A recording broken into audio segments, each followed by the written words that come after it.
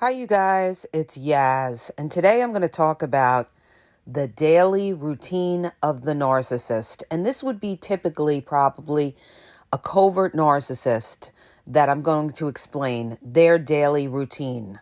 How does it go for the covert narcissist generally? Well, it starts off in the morning. You wake up, you look at them, they're still sleeping, okay? You're thinking they're still sleeping. You get up, you go about your business. Maybe you're getting ready for work. You're starting to make breakfast or something like that. You're thinking they're still sleeping. The minute that you leave that room, that covert narcissist is leaning over, getting their phone and texting other supply, all right? They wait for you to get up, leave the room, and then they start texting their other supply. I spoke about this in my older podcasts, right? The next thing that narcissist is going to do is they're going to get up, they're going to go to the bathroom, and again, be texting other supply, spend hours in the bathroom. You're like, what did they fall in the toilet? Okay, because you're sitting around, you're waiting for the narcissist to, show up, start talking, something. Then what happens is the narcissist comes out and they're going about their business. You feel like you're living with a roommate. They're complaining about things in the house. This isn't done. That isn't done. Maybe they go to the refrigerator and they complain there's no food, or they don't like the food that's there. They're always going to find complaints in the house. They're going to be saying something's not right. This isn't right. That isn't right. Okay. So you can never just live and, work with this person as a partner, as a team player, all right? The other thing that the narcissist is going to do is that they'll insult you. They may call you lazy. Oh, you didn't do this. Oh, you didn't do that. All right? You may even say something to the narcissist, try to ask them for help or something, and they could, that they're incompetent, that they can't, they do weaponized incompetence where they say, oh, I don't know how to do that. I don't know how to help the kid with the homework. Can you do that or this or whatever, right? So they're going to make excuses why they can't help out around the house. Oh, they're busy from work. Oh, they have to get ready to go to work, all right? They may be passive aggressive, slam doors, make a lot of noise, all right? Have a face on or something, go into a silent treatment when you ask them for something. Covert narcissists love to just run into a silent treatment the minute that you ask them for anything or you try to make them accountable. So there could be periods of silence. Now what happens? What does the narcissist do? They leave, they go to work, they get in their car. What's the first thing they're going to do once they get in their car? They're going to download all those apps that they had hidden from you and be going on their apps and trying to catch up on all the inboxes and messages that they have. All right. This is what they do. They have all these apps that you don't even know about, and they download them when you're not around, and they're going to go on their apps and try to get in touch with all the other supply. Then they go to work.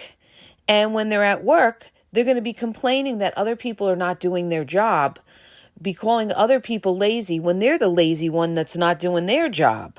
All right. Lunchtime comes around. What does the narcissist do? They go out and they meet another supply on their lunch hour. They've got to get in all of these different supplies that they're talking to.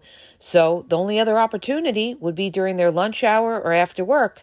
A lot of them will go meet other supply during their lunch hour. And that's when people come back to me and they say, well, how is the narcissist, how are they cheating, or how are they talking to other people? They're always with me. Well, when they're at their job, they're not with you, right? So they could be talking to a whole multitude of supply, and you would never know that. And a lot of times they'll be meeting them during their lunch hour. The next thing that's going to happen, all right, is that narcissist is going to tell you that they're working late. Oh, sorry, I have to work late tonight again. Oh, I have to work late at night, right? So they're not going to come home on time. And that's because they're going to meet another supply. They're not working late. They love to use work as an excuse. Oh, I have to work again. Oh, I have to work again. And they're going and they're trying to meet another supply after work. So the narcissist is constantly on the go, constantly trying to keep up with everything, trying to keep in touch with all these supplies because they don't want anybody to think that there's somebody else. They're trying to appear single to everybody. And meanwhile, they have you who could be the grade A supply who's home, and you don't even know all of this is going on. The next thing that happens is that the narcissist will come home after that. They're telling you they're working late. They come home, they're tired. There's two ways it could go with that, all right? They'll come home, they're tired. They're not eating with you because they came in late. They may tell you, oh, I'm not hungry, or I ate when I was at work. You're now tired. And what they're going to do is they're going to either fall asleep on the couch with the TV on loud, okay? And then you're going to end up going to bed by yourself because narcissists generally, they want to be up late. So you're going to go to bed by yourself, and, you're never usually on the same clock with the narcissist, and they can't be on the same clock with you. They have to be on a different clock because they have to be able to communicate with all their other supply. So they'll fall asleep, or they'll pretend to fall asleep. A lot of them do that too. They'll pretend to fall asleep, and then they may go into another room and talk to the supply again. Now that they're home, they have to talk to the supply. They can't just disappear on the supply they just saw after work or during their lunch hour. And at that point, you've gone to bed, all right? You've gone to bed. Or if they don't do that, what a lot of them will do is they'll come home and tell you they're tired and go right to bed. Go right to bed. And the reason they're going right to bed is to avoid you because they know that they did something that they shouldn't have done. And so now they're going to use the old tired card. Oh, I'm tired. I worked late. And they go straight to bed to avoid you, avoid questions about work or, having to lie to you. This way they don't have to even lie when you ask them about work, like what were you working on, how'd it go? Or they don't want to have to deal with that. So what they'll do is they'll run and they'll go to bed right away so that they can avoid you, all right? A lot of times, guilty narcissists, what they're going to do is they're going to avoid you because they don't want to take that accountability. So these are the things that typically a covert narcissist would do that's living a secret life. This would be their daily routine. The other thing is too, when they are around you, you feel like they're not even there. Their head is somewhere else. That's because they're on their phone. They're doing out, staring at the TV because they're thinking about the other supplies. Their mind is all over the place because they aren't all focused in on you. They have other things going on behind your back that you don't know. Now, in between all of this, the narcissist is also making their phone calls to their flying monkeys and talking about you. This is the other thing they do. They may be talking about you. If you have a narcissist that you are living with, and let's say you have to go to work before they do, they're going to jump on the phone with their toxic narcissistic mother or another supply and maybe be talking about you, okay? That's their opportunity to bash you behind your back when you're leaving and going to work. Some narcissists may even have supply come to the house when you're at work. Some really dirty narcissists will do this, okay? They will have somebody come to the house that you live in. They could even, sleep and have sex with somebody in your bed. This is a real dirty narcissist, all right? They may do something like that where they have sex in the bed that you share with them while you're at work. This happens all the time. You see this a lot too on a lot of shows and everything like that because it's so, common that narcissists, they use their own home as a place to bring supply. They could either be bringing supply to the home or they could be, the minute you leave or something, they could be out the door and going to see another supply, maybe before they're going to work or something like that. And generally, narcissists don't like to have a job where they have to be pinned down. They don't generally like a 9 to 5 job. And other people say to me, well, a lot of people don't like a 9 to 5 job. We know that, duh, okay? But the reason that the narcissist doesn't like the 9 to 5 job is because it's harder for them to maneuver. They like, they like night jobs. They like jobs where they have freedom, where they can go and they can meet other supply. They could tell you they're working and not be there. That's the reason why they don't like the 9 to 5 job, all right? Because they want to have freedom where they can go and see other supply. And generally they like to do that at night. But you could have narcissists, covert narcissists in particular, that are seeing supply during the day. See, narcissists don't generally always cheat at night. This is another misconception. Like when I was dealing with a covert malignant narcissist, at one point I couldn't understand it because he was always on the phone with me. This guy was always on the phone with me. And I'm saying to myself, well, how was he seeing and talking to other people? Like, when was this happening? Because he was always on the phone with me. And one of my guy friends said to me, well, he's doing it when he's not with you. And that's when, he's at work, he's on his lunch hour, or he's saying he's at work. So a lot of people that think like, well, I don't understand how this narcissist had a secret life when they were always with me. Well, there will be times when they're not always with you. It could be, like I said, they could be telling you they're working and they're really not, especially if they have a job of freedom where they're not in an office where you can go check them. Maybe they're a salesperson or a person that travels for work. Oh my God, a person that travels for work, that narcissist is going to have supply all over the place, okay? So, if they have freedom like that and they know that you can't check them, they're going to have a lot of supply. That's just a fact. They're going to have a lot of supply. So you guys, this is the daily routine of how they would have a secret life.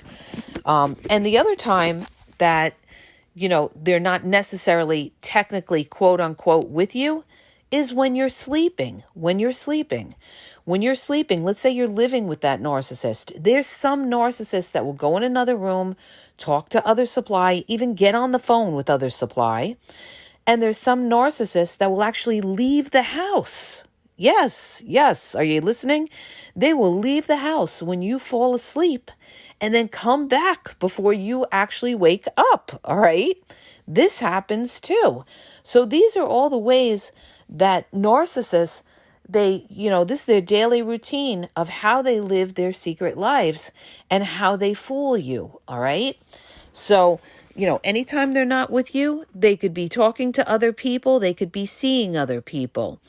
And they gaslight you and tell you they're working. Or another one they love to use, you guys, is they love to say they're going by their family's house. They're going to see their mother because they know you can't say anything. What are you going to tell them? Oh, you can't see your mother? You can't do that. So they'll say, oh, I'm going by my mother's house. I got to help her, put a picture up or do something. All right. I got to help my mother with this, or I got to help my mother with that. So they're using their mother as an excuse to go see other supply. They could also use their friends. Oh, I'm going by my homegirl's house or my homeboy's house. I just stopping by there or something. And they could be seeing other supply, or they could have other supply actually going to their friend's house to meet them at the friend's house. So that, like, if you call them up, you're thinking they're with their friend, and they could be with their friend. Their friend could even be there and be in on it. All right. They could be in on it. So you're thinking everything's cool. And meanwhile, they have another supply coming to the friend's house and everything. The friend is enabling them to be able to cheat and offering a place or an alibi or something like that. And the toxic family does that as well. So many times, toxic narcissistic mothers, they're not going to like you, and they like drama. So a lot of times they're going to lie for their son or daughter, and they know that they're doing something wicked or deceptive, and they don't care. And they don't care because they don't like you for whatever reason. Maybe you're just a truth teller. Maybe you're just a straightforward person, or maybe they feel you have too much control over the narcissistic son or daughter and they don't like it. So they're going to start trouble. All right. They may lie to you about things. So, you guys, this is a typical daily routine of the narcissist. Now, in between all of this, they're going to be on social media. They're going to be inboxing everywhere, Facebook Messenger, Snapchat, Instagram. They're going to be all over social media, prospecting for other supply, always trying to build up that harem of supply, all right?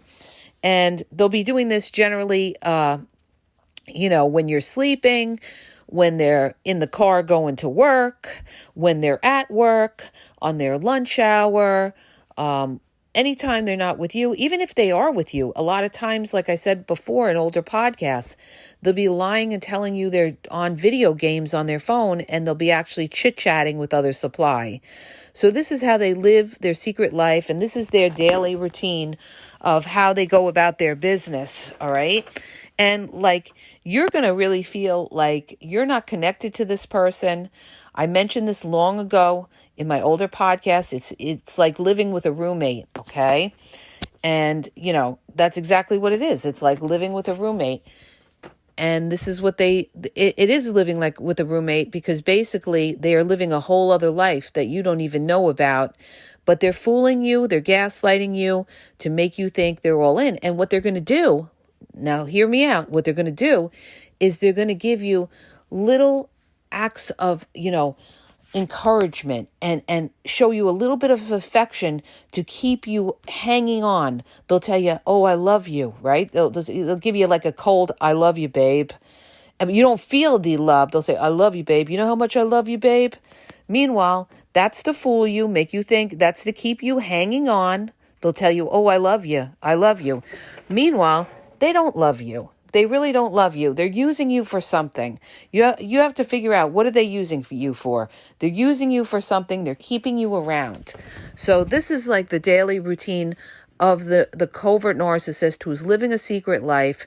They're playing their games, and if you don't know the game and you don't know narcissism and you don't know how these people operate, it's going to be hard for somebody who's new and doesn't know the game to spot this, because they're going to gaslight you so much. You're going to think, they care about you and stuff, because they're going to tell you they care about you, but they're going to be doing their own thing. And that's how you're going to know, because they're going to be cold. They're going to be distant. They may not want to have sex with you. And something's just going to feel off in the relationship. And that's because it is off, because they're not all in. They're pretending to be all in, but they're not all in, because they're living this secret life of seeing other supply and pretending like they care about you. But the truth is, they may even be using you for a place to live, all right? Using you for a place to live, and they're going out and they got somebody paying their bills. They pay very little. You're paying the majority of all the bills. And they're out having a good time for themselves, living a whole other life, and having you foot the bill for them to have a place to crash at.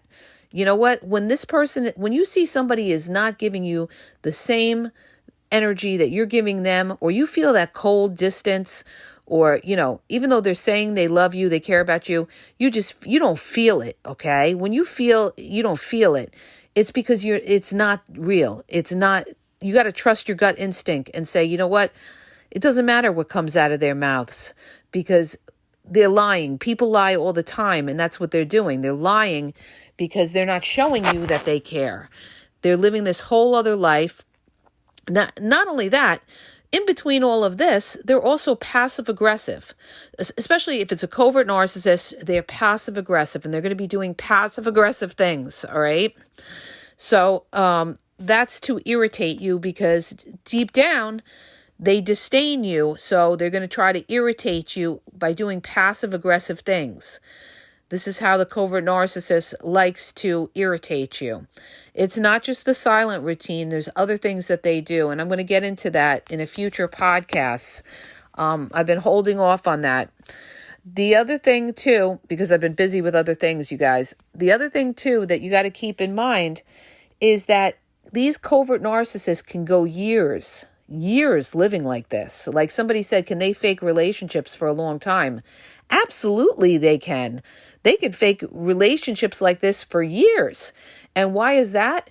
because it's benefiting them. You're off. You don't realize this, but you are offering some sort of benefit. It may not be the benefit that you think, like a loving partner benefit or a sex benefit, because they could be getting that elsewhere, but you may be offering a different benefit.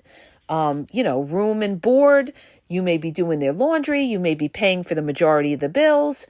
You may be helping them out with their kids. A lot of times too, narcissists get with people for them to raise their kids. A lot of narcissists do this, and I've seen this. So they could be using you to raise their kids. They get their kids every other weekend, and you're the one taking care of those kids, all right? And they're out having a good time telling you that they're working. So that's the daily routine of the narcissist. Once you see this kind of shady shit, all right, exit left, because you deserve better. Anything that looks shady, get yourself out of that, all right? Because the narcissist is playing games with you. So I hope that helps you. If it does, hit the subscribe button, share the video. If you're looking for confidential one-on-one phone coaching, check out the link in the bio. I have limited time at askyaz.wixsite.com/thegameexposed. Also, you guys check out my TikTok at The Game Exposed, and Facebook, Instagram is The Game EXP123. And have a great day.